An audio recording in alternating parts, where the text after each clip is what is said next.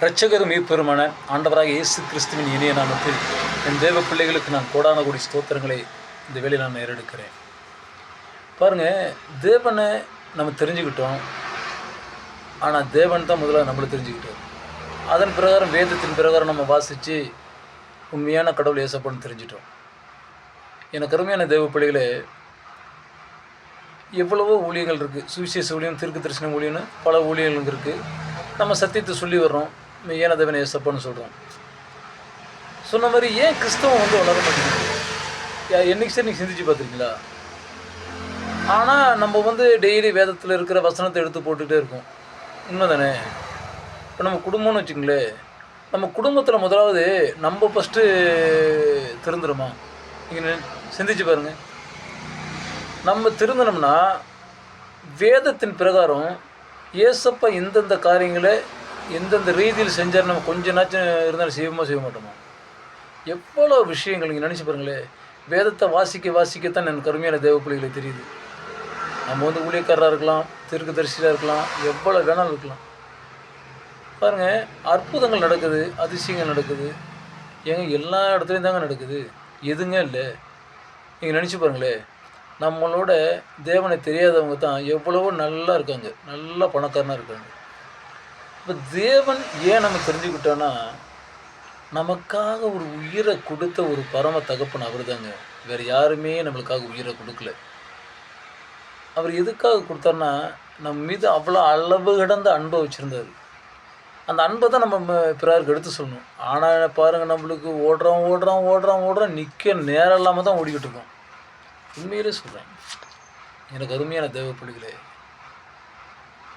எவ்வளவோ தேவ செய்தி நம்ம கேட்குறோம். நம்மளுடைய தேவைகளை தேவனாகிய கர்த்தர் அனுதினமும் சந்திக்கிறார். நீங்கள் என்ன நினச்சாலும் சரி தான். எவ்வளவு தான் நம்ம முக்கி சாப்பிட்டா கூட 4 இட்லிக்கு மேலே சாப்பிட முடியாது. வேதத்தின் பிரகாரம் உணர்ந்து பார்த்தது உண்மை. எனக்கு அருமையான தேவ பிள்ளைகளே, இன்று இந்த தமிழகத்தில் நடக்கக்கூடிய ஒவ்வொரு காரியங்களுக்கும் கிறிஸ்தவன் நம்ம தான் பொறுப்பாக இருக்கும்.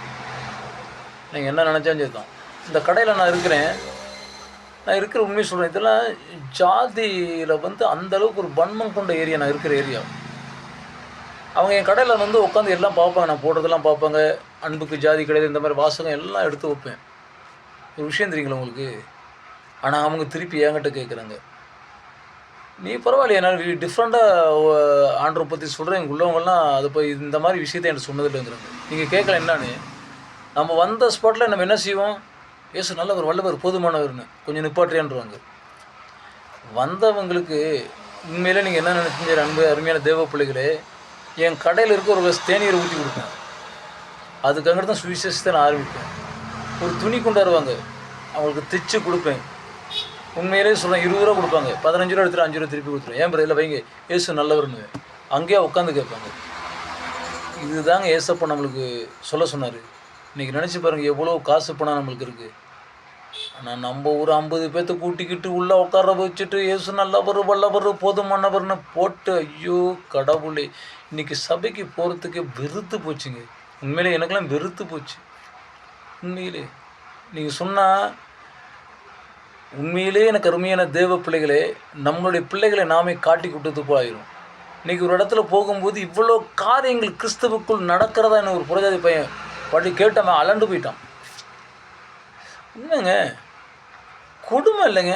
ஒரு ஜாதியில் போய் பறையருக்கு ஒரு சபை, பல்லருக்கு நாடாருக்கு ஒரு சபைன்னு இன்றைக்கி போய் பார்த்து, ஐயோ இந்த டிஷர்ட்டை போட்டு போய் அங்கே நின்றோம். அப்படியே எல்லாம் பார்க்குறாங்க. உண்மை, இனி காலம் செல்லாது. எனக்கு அருமையான தேவ பிள்ளைகளை, எவ்வளோ தான் நம்ம பதிவிடு போட்டு என்னென்ன செஞ்சாலும் ஃபஸ்ட்டு மனுஷனாக நம்ம வாழ்வோம். உண்மை. 2வது நம்ம ஏசு நல்லவர், வல்லவர், போதுமானவர் சொல்லுவோம். அதே மாதிரி ஒருத்தருக்கு ஒரு ஊழியத்தின் நிமித்தமாக ஒரு உதவி செஞ்சோம்னா ஊழியம் செய்யுங்கன்னு சொல்லி எடுத்து சொல்லணும். அதை விட்டுவிட்டு அவர் தேவன் பார்ப்பார்னா, தேவன் எங்கேருந்து பார்ப்பார்? எனக்கெல்லாம் நான் இந்த இடத்துக்கு ஏன் இவ்வளோ வீடியோ போட்டு இந்த மாதிரிலாம் சொல்லிக்கிட்டு இருக்கேன்னா, என்னை வளர்த்தவங்க கடிந்து கொண்டு என்னை வளர்த்தாங்க, அன்பும் செலுத்துனாங்க, கடிந்து கொண்டு வளர்த்தாங்க. அது ஒரே ஒரு காரணம் தான். நீங்கள் என்ன நினைச்சும் சரி, அந்த நல்லவங்களோட பேர் அந்த டைமில் நான் சொல்லி ஆகணும். கோயம்புத்தூரில் சாலம் சுவிசேஷ ஊழியன்னு இருக்குது. இன்றைக்கி அந்த ஐயாவை பார்த்து எனக்கு பயம். ஏன்னா அந்த அளவுக்கு கடிந்தும் கொண்டார், அன்பும் செலுத்தினார்.